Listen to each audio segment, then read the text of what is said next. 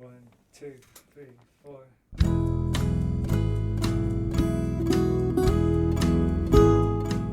Hello, you're listening to the SKYLIT Books podcast series. We are a general interest independent bookstore located in the Los Feliz neighborhood of Los Angeles, California. This year, because of the coronavirus pandemic, we've had to close our store and cancel in-person events. But SKYLIT is your neighborhood bookstore, and we are finding ways to create community even while we're far apart. In the coming weeks, we'll be putting out lots of new audio content to help you discover new books, connect with authors, and check in with your favorite booksellers. To learn more about how you can help keep SKYLIT alive, please visit our website at skylitbooks.com or check out our social media accounts on Twitter and Instagram. You can subscribe to the podcast on Podbean, iTunes, and Spotify. Thank you for listening and enjoy.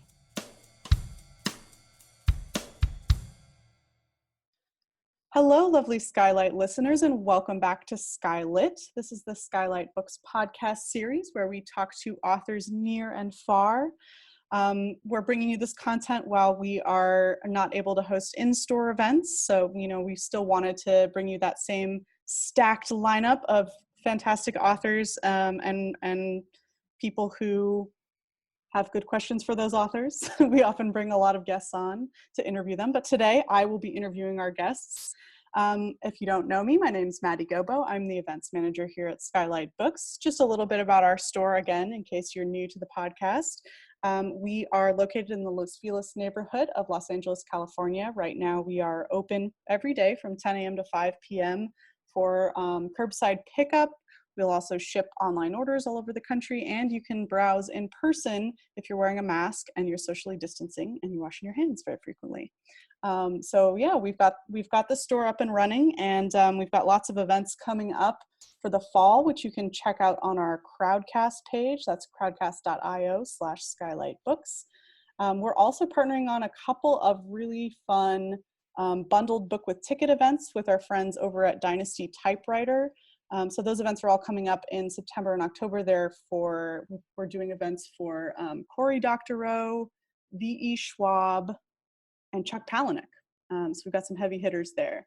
Keep an eye on our calendar for updates on those events, and we hope we'll see you there. All right, so without further ado, I think it's so fitting today that we are here on a podcast about authors, talking about a book about authors and books and the books that they love. So today I have two guests. They are co-authors of the new anthology, The Writer's Library. My guests are Nancy Pearl and Jeff Schwager. I'm going to read their bios in just a second, but just a little bit about the book. The Writer's Library is an anthology of interviews with so many fantastic writers, and Jeff and Nancy are talking with these writers about the kind of books that they hold in their kind of inner libraries, the libraries that they carry around with them in their hearts and their minds wherever they go. There's some really beautiful conversations in here. A lot of my favorite authors are in this lineup, so I think it's just a great collection and really warm and a great sort of like companion for yourself and for your future reading. All right, so I'm going to introduce our guests and then we'll get started with this conversation. Best-selling author, librarian, literary critic, and devoted reader Nancy Pearl regularly speaks about the importance and pleasure of reading at libraries, literacy organizations, and community groups around the world. She can be heard on NPR's Morning Edition and KWGS-FM in Tulsa, Oklahoma, discussing her favorite books. Her monthly television show on the Seattle channel Book Lust with Nancy Pearl features interviews with authors, poets, and other literary figures. Among her many honors are the 2011 Librarian of the Year Award from Library Journal and the 2011 Lifetime Achievement Award from the Pacific Northwest Booksellers Association. Nancy is the creator of the internationally recognized program If All of Seattle Read the Same Book, and was the inspiration for the Archie McPhee Librarian action figure, which I own. Pretty cool, Nancy. I'm so glad you're here. Thank you for joining us. So happy to be here with Jeff. Yeah, and so Jeff, I'll read Jeff's bio before we bring him on. So Jeff Schwager is a Seattle-based writer, editor, producer, and playwright who has also had a successful career as an entertainment and media executive. He has written extensively on books, movies, music, and theater, and has interviewed many of the most esteemed artists in each of those mediums. In 2013, Book It Repertory Theater produced his acclaimed adaptation of Dennis Johnson's Jesus' Son. The following year, the company's 5-hour stage version of his dramatization of Michael Chabon's The Amazing Adventures of Cavalier and Clay, which is a fantastic novel, won Theater Puget Sound's prestigious Gregory Award for Outstanding Production of 2014. Welcome, Jeff. Thanks for being here.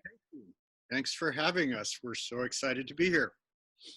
Well, I wanted to just see if you could kind of give our listeners a quick introduction to the book and kind of where it came from and what's it about before we sort of dive deeper into some of the juicy bits from the interviews. Well, it's always seemed to me that when you talk to somebody about their lives, when you want to find out about someone's life, you can talk to them about the books they've read and loved. And in fact, I recently read that Osip Mandelstam, the great Russian poet, said, if you want to know my biography, ask me what books I've read. And so talking to people about books is something that I've always loved to do as a librarian, but also as a reader.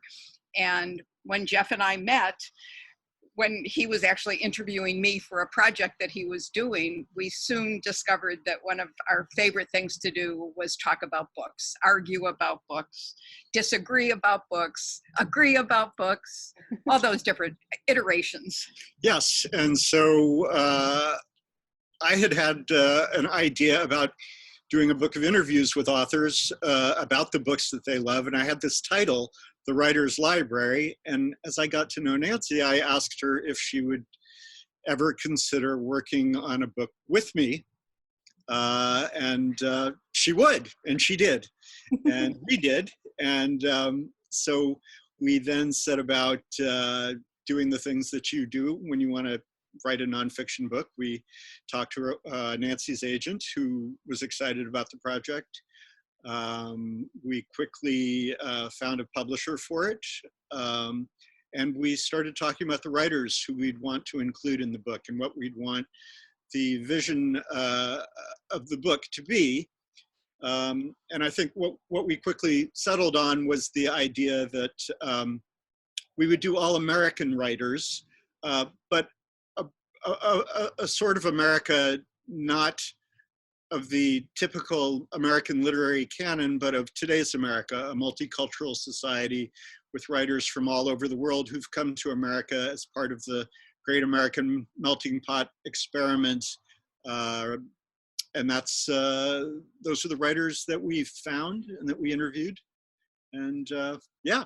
Yeah, and I think that it wasn't as quick a process, I think, as Jeff is making it sound, picking those authors, because we both started out with long lists of writers that we really wanted to talk to. And some of the authors were people that Jeff had interviewed in his previous existence as an interviewer, or authors that I'd interviewed for my TV show.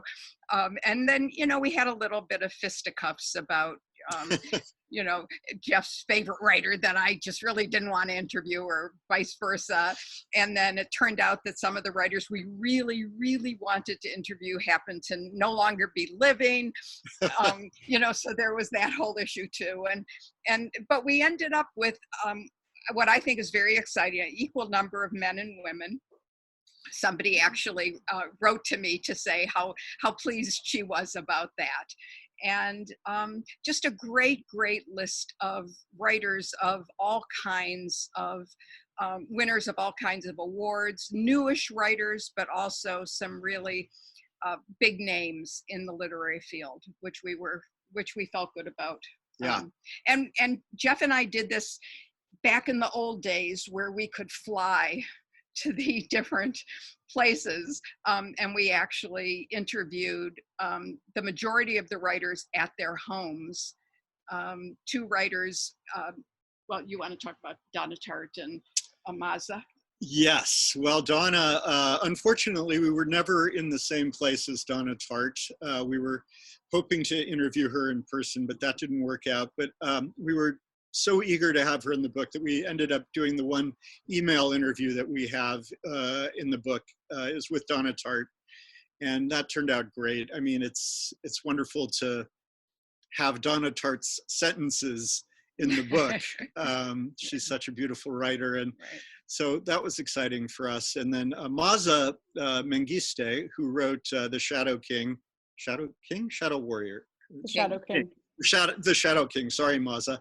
I'll say that again, and your editor can edit it. And, You got it. And Maza Mengistu, who wrote The Shadow King, we interviewed at the Center for Fiction in Brooklyn, where she had an exhibit on display of the photos that inspired her book of women in Ethiopia who were involved in the war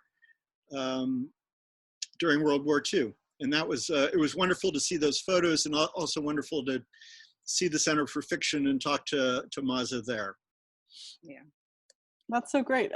We just did an event for Maza a couple of weeks ago for her new Addis Ababa Noir collection. Oh, yeah. Right. I'm excited to read that interview. So I really want to hear a lot more about like the inside glimpses of these writers' homes and libraries for sure. But before we go into the juicy stuff, could you talk a little bit more about kind of this multicultural America that you're hoping to represent with this lineup of authors? I just want to kind of shout out some of the names on this list. So we've got Leila Lalami, Luis Alberto Urrea. I'm going to say that one again, Luis Alberto Urrea. We've got T.C. Boyle. We've got Susan Choi. We've got Louise Erdrich. We've got Viet Thanh Nguyen, Siri Hustvedt, Donna Tartt, as we've mentioned. It's a really great list, and I'm just curious kind of how you kind of narrowed it down a little bit more, and what were kind of some of the things you were keeping in mind as you were making those final selections. Well, there were some writers who were kind of on both of our lists and were no-brainers to us. They're huge names like Donna Tartt. We really wanted to do some couples, if we could, who were writers, and we only ended up with one couple, but it was sort of an amazing couple, Michael Chabon and Ayelet Waldman. I had, as you mentioned in my biography, I had adapted The Amazing Adventures of Cavalier and Clay for the stage, and had Michael's email address as a result. And so I was able to send him an email and ask if he would do it. And he responded in like 2 minutes, yeah, we'll do it. So that was great. And it turned out to be one of the most popular interviews in the book. It's just very funny, in addition to telling you a lot about who they are, both as writers, but who they are in their relationship to one another, in their marriage. It's a lovely, lovely interview. It is. And, you know, beyond sort of the major names in American fiction, Russell Banks is another one who, he was the person whom, when Nancy created the If All Seattle Read the Same Book program, which has been emulated nationwide, she chose Russell's book, The Sweet Hereafter. And so she had a long-standing literary friendship with Russell, and he was excited to do the book. And so that was our first sort of goal, was who are the literary lions that we would really want to include in the book. Two who we weren't able to get were Toni Morrison. We were dying to get her, and bad choice of words. Right. She was not well, and we couldn't get her. And then another person we really wanted to get, who actually would have taken us out of the United States, but not North America, was Alice Munro. And we were told that she was not doing interviews as well. And she's retired from writing, but she is my favorite living writer, someone I admire. Yeah, and I think the authors, really, we ended up with authors whose books we loved. Yes. Viet Thanh Nguyen's first novel, The Sympathizer, which went on to win the Pulitzer. was a book that I had reviewed very early on and loved, and had him on my TV show, and have been a huge fan of his ever since. Andrew Sean Greer, who won the Pulitzer for Less, has since his first book came out, I've been a fan. Sometimes it's a benefit to be this old, because you can have a lifetime of experience with these writers' books. But then I was the chair of the Pulitzer fiction jury the year that Less came out, and it was one of our 3 finalists. So it was very nice to make another connection with him. So they're books that we loved, and Layla Lalami's books, I think we wanted that voice in it, in our collection of interviews. We wanted to kind of understand America from a different point of view, a different perspective. And Layla, she's a professor, and she's a writer, and she's a thinker, just was so amazing in that interview. Yeah, and she was born and raised in Morocco, and it was fascinating to get the perspective of someone from a Muslim country on the United States fiction. We talked to her about Paul Bowles, who had the American author who had settled in Morocco, and sort of his skewed perspective on Moroccans. And it was really, that was one of the fascinating things that she talked about, was how he lived in Morocco for 40 years and never really understood the people at all. Right.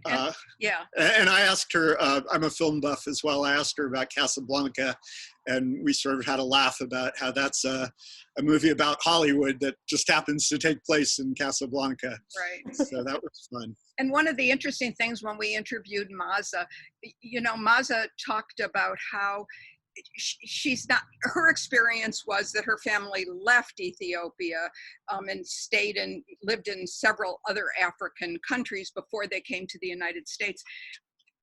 But what she's interested in, since she was a child, and it's just carried through, and you could see in her books, is she's interested in why people stay, not why they leave. And I think when you hear somebody talk about that comes out of their own experience, it gives you a different appreciation for their books, but also a certain insight into their books that you wouldn't get without knowing that kind of a fact. And I got to know a certain number of these writers because Nancy wanted to interview them for the book. I don't have the breadth of literary knowledge that Nancy has. Few people do. And so one that a writer who I came to love his work, and then one of my absolute favorite, most fun interviews in the book was Luis Alberto Urrea. And he's just hilarious to begin with. Yeah. Secondly, he loves rock and roll, which I do as well. And so part of the interview is talking about Leonard Cohen, who we both have a great passion for. And then just hearing him talk about growing up on the border of San Diego and Tijuana. He was born in Tijuana and moved to San Diego when he was very young. His father is Mexican, his mother American, and talking about sort of being torn between those two cultures. It was just, it's something. I grew up in Southern California and in Santa Monica, which had a large Hispanic population, but we were very segregated within our school. People didn't really mix in those days. And it was fascinating to hear about what his life had been like. And also he is a great believer in Bigfoot, which for us here in the Northwest is very interesting. And he talked a little bit about Bigfoot in the interview. So is there like a local sort of borderlands Bigfoot that he believes in, or is he talking about the Northwestern one? Yeah, no, he was talking about the Northwestern one, and it's not entirely clear to us where his fascination with Bigfoot came from, but it's genuine. There seems to be. And I think we ought to say too that, you know, we didn't go into these interviews with a set list of questions.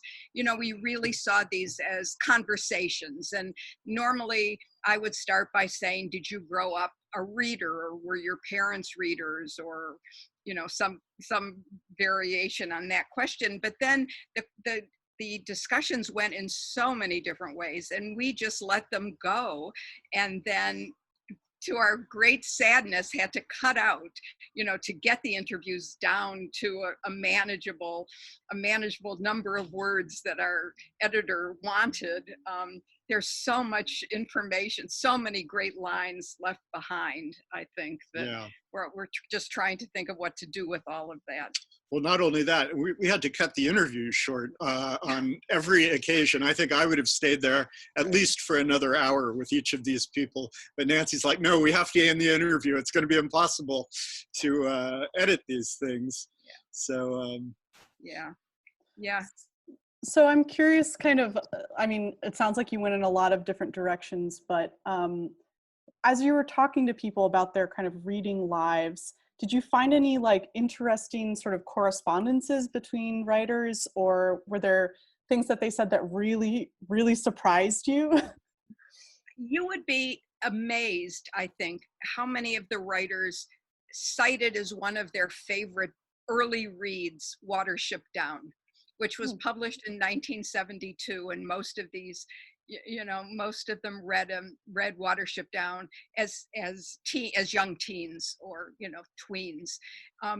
Every time it came up, it was just so interesting. And on the other end of the spectrum, Jeff's favorite author, Dennis Johnson, and his favorite book, Jesus' Son, came up numerous times, often not brought up by Jeff himself, but by the authors. So those kinds of correspondences. And can I say one more thing? The other thing that I thought was really interesting is how many of the writers talked about reading to learn how to write. You know, Lori Frankel talked about how that the book she was working on, which is coming out soon, it's done, was told from 3 different points of view. And so she was specifically reading books that were told from multiple points of view. And Russell Banks talked about how he was rereading The Death of Ivan Illich, because in his new book, there was a similar theme that he wanted to see how, you know, how it was handled in that wonderful, wonderful story. That's right. And a lot of the writers talked about how they would immerse themselves in the period in which their books were set. Right. So Jennifer Egan, for example, her most recent book, Manhattan Beach, was set in New York around World War II, and she had really immersed herself in that era, starting with one of our favorite writers, John O'Hara, and Butterfield 8, which is a sort of seminal book from that era.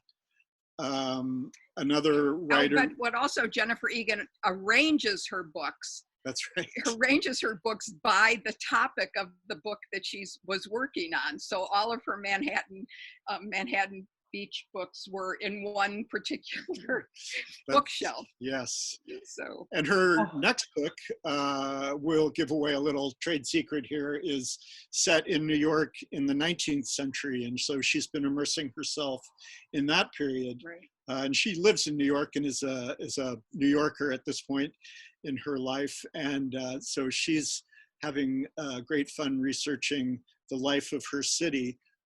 Amor Towles talked about how he had also, his first novel, Rules of Civility, was set in New York in a similar era. And he had also read Butterfield 8 and gotten into O'Hara as a result of that. And O'Hara is a writer who Nancy and I both love and who is essentially forgotten today. Yeah.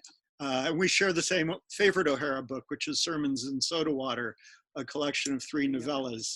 What the other thing, another author that I think people might be surprised to learn about, Louise Erdrich, in the sense that she told us that the book that she really, really wanted to read when she was maybe 10 was Marjorie Morningstar. And it was up on a really high shelf in her parents' living room. And to get it, she would have had to stand on, a chair and whatever to try to get it. And Jennifer Egan talked about how much, like one summer she was reading Rebecca, and her mother just said that she's so overwrought. And I just have this wonderful picture in my head of Jennifer Egan, like an 11-year-old, whatever, reading Rebecca overwrought, because who isn't overwrought with Rebecca? It's such a right. an overreading book.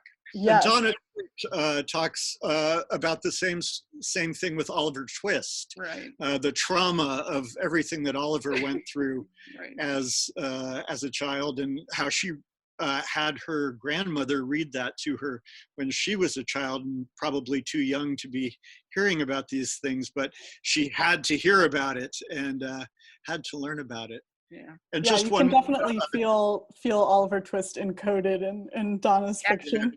Totally. Yeah, one more that was just interesting to me was at, I think 11 or 12 years old, Jonathan Lethem read House of the Dead by Dostoevsky, Right.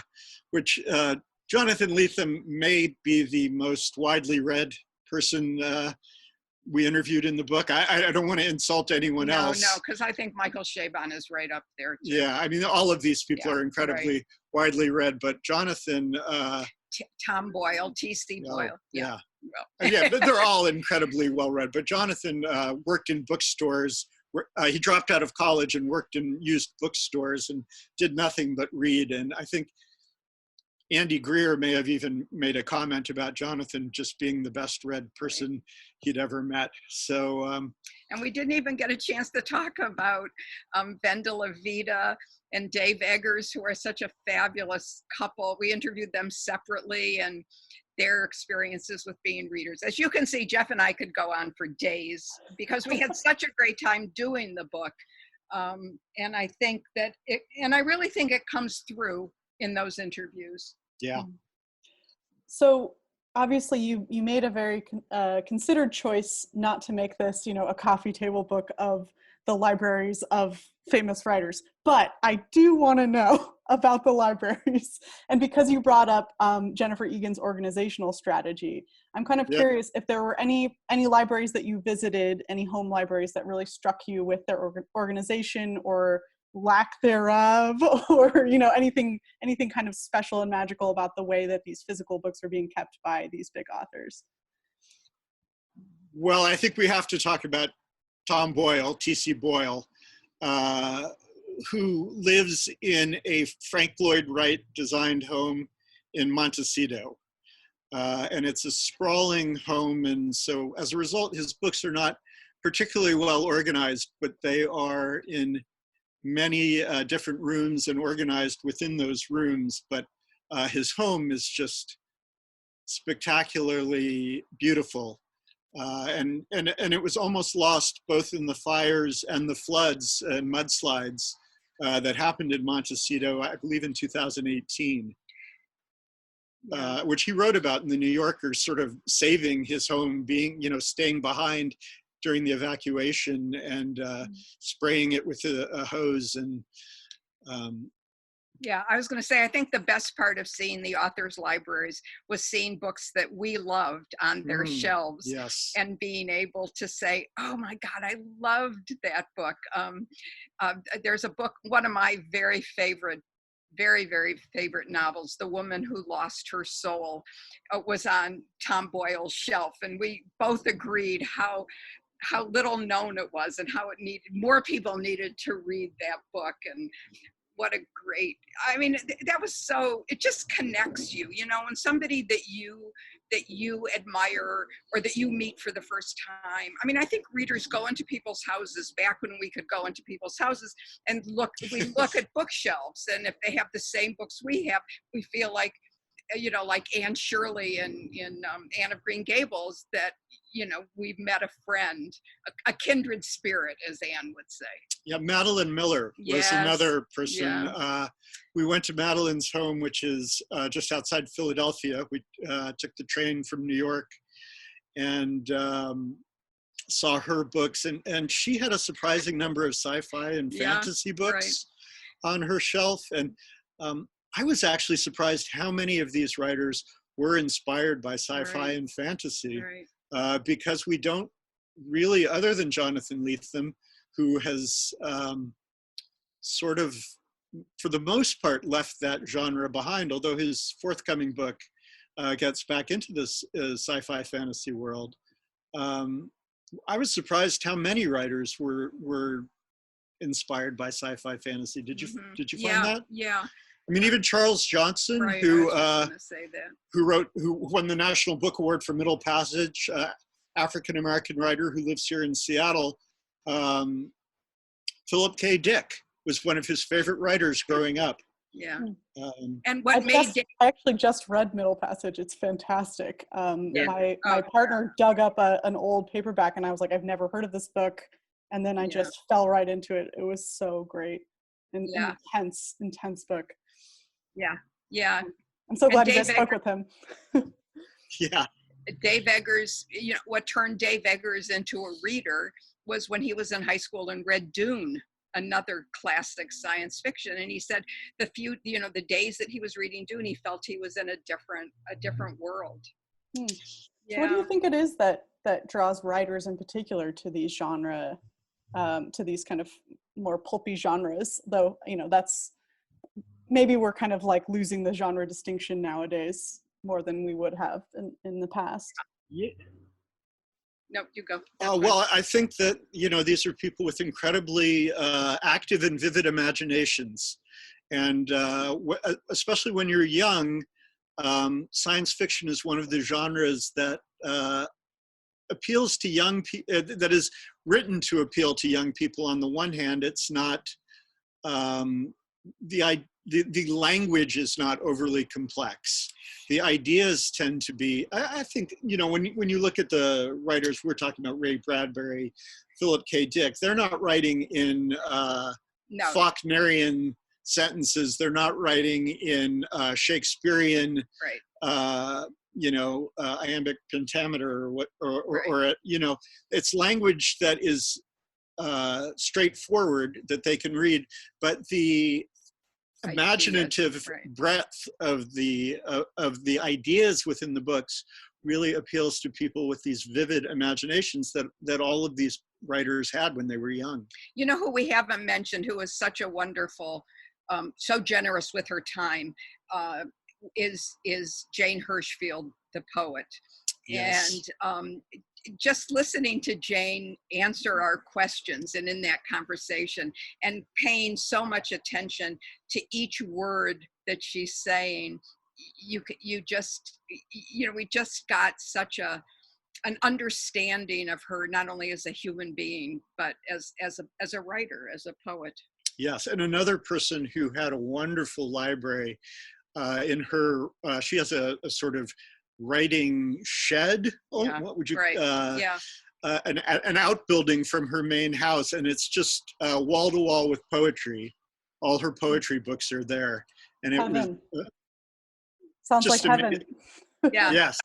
Yeah. Well, her home is heaven. She lives in the hills outside of Mill Valley, and she has this spectacular garden, which is reflected in her poetry. Right. She has so much imagery that evokes the garden and nature, and that's really what her home is like. Another writer who had a beautiful library was Amor Towles. He had just the quintessential New York townhouse den, floor-to-ceiling bookshelves, dark wood. First editions were behind glass.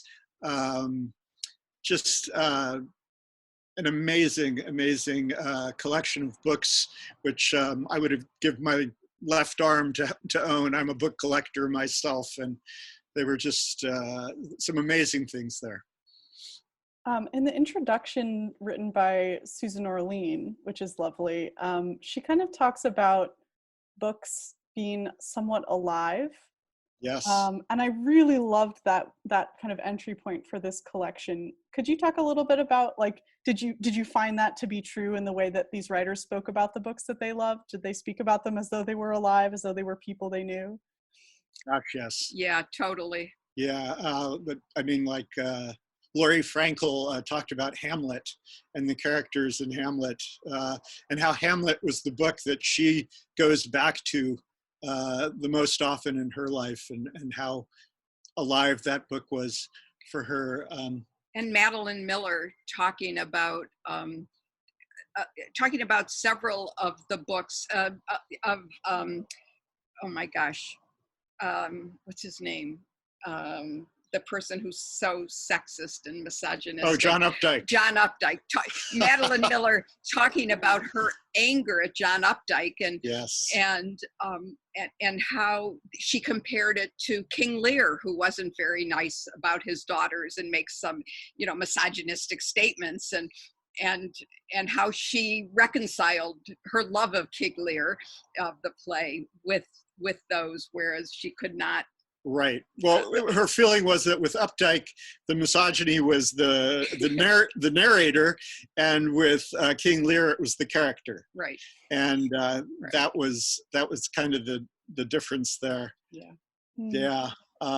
It's interesting about Susan Orlean and how she ended up doing the foreword for us. We had hoped to interview Susan for the book. We wanted to have a nonfiction specialist in the book, and Susan has homes both in New York and LA, and we actually had interviews scheduled with her in both places, and then right before the interviews happened, she switched coasts. And so we never got to interview her, so we asked her if she would consider doing the foreword, and she agreed right away, and we had no idea. We gave her no direction, no idea what she would write, and she wrote this beautiful essay about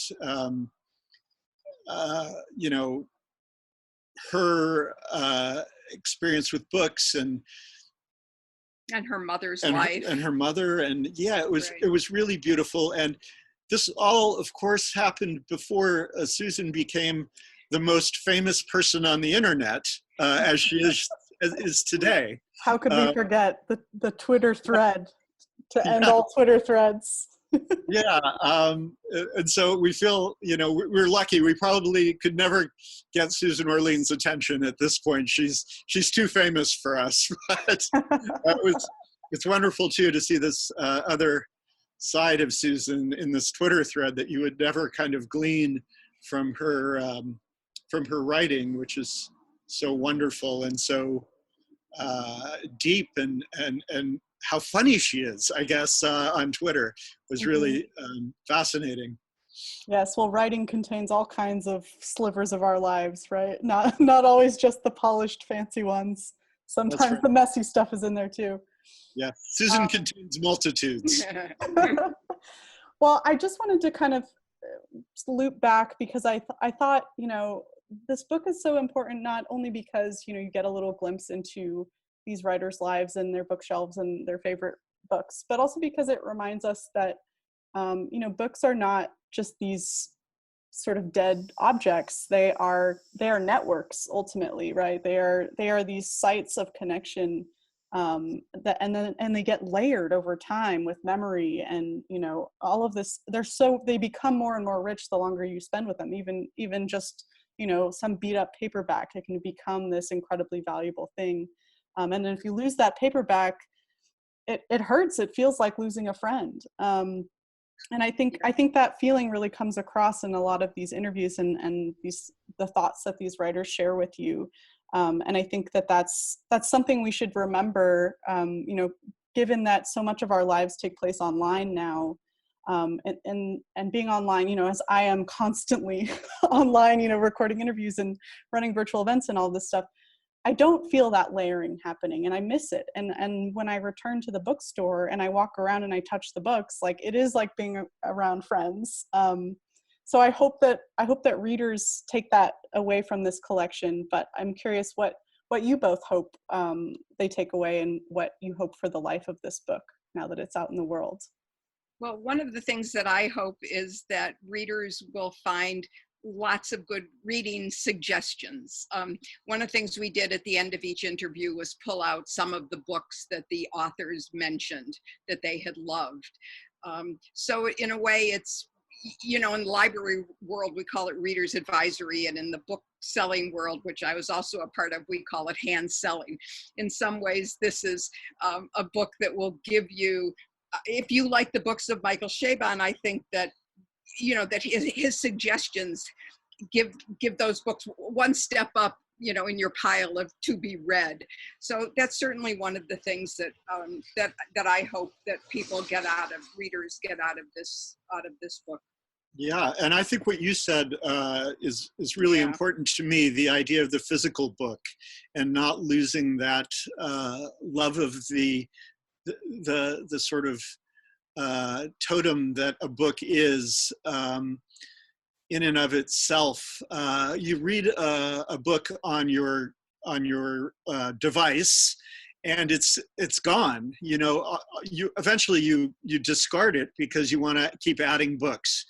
And the physical book, at least for someone like me, the ones I cherish, I keep always and go back to them always. And I mentioned earlier, Sermons in Soda Water was one of the books Nancy and I bonded over. It's a beautiful collection of novellas by John O'Hara that was originally published in the 50s as 3 volumes in a slipcase. And the first edition of it, there was a limited edition that was signed by O'Hara, and I have one of those. And I reread that over the weekend. And it was just such a joy. And if I had first read it, on a device, I won't use the brand name, but if I had first read it on a device, I don't think I would still have it to reread.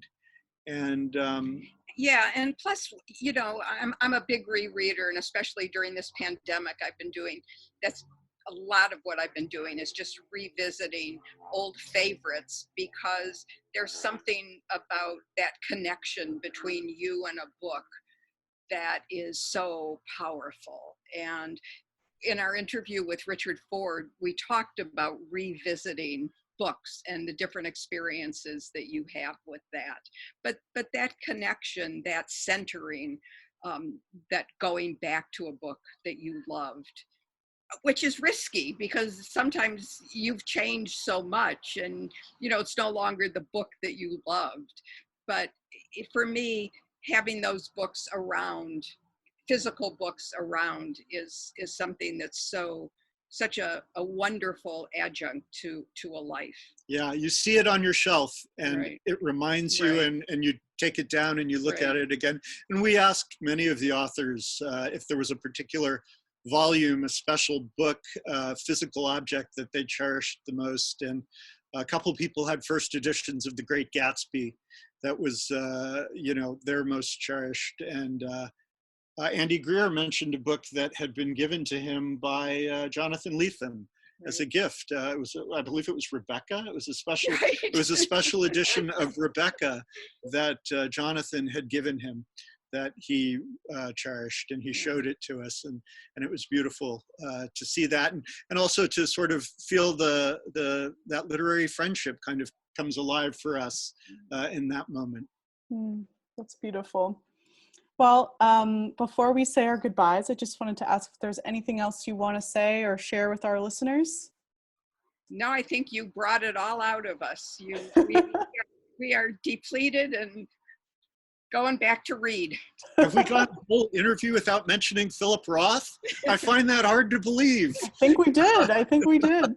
But now he's here, so we can end. My favorite writer ever, and I asked almost every writer, I would say, about Philip Roth. They didn't all make it into the finished book, but Philip Roth was the writer who most influenced me in my reading, and so I don't know why I bring that up now, but since you asked, he's the cranky guardian angel of this collection.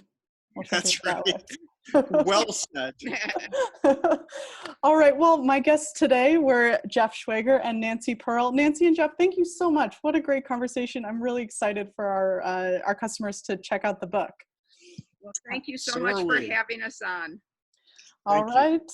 Well, hopefully we can all meet in person someday back under the skylight. But for now, we'll say our goodbyes. Jeff and Nancy, thank you. And their new book, is The Writer's Library. You can get it from Skylight Books now. Thank you for listening to the Skylight Books podcast series. Please don't forget to visit our website at skylightbooks.com and make sure to follow us on Twitter and Instagram. Also, don't forget to subscribe to this podcast for more author talks and bookseller conversations. You can find us on Podbean, iTunes, and Spotify. Stay safe and healthy, and we hope to see you back in our store soon. I see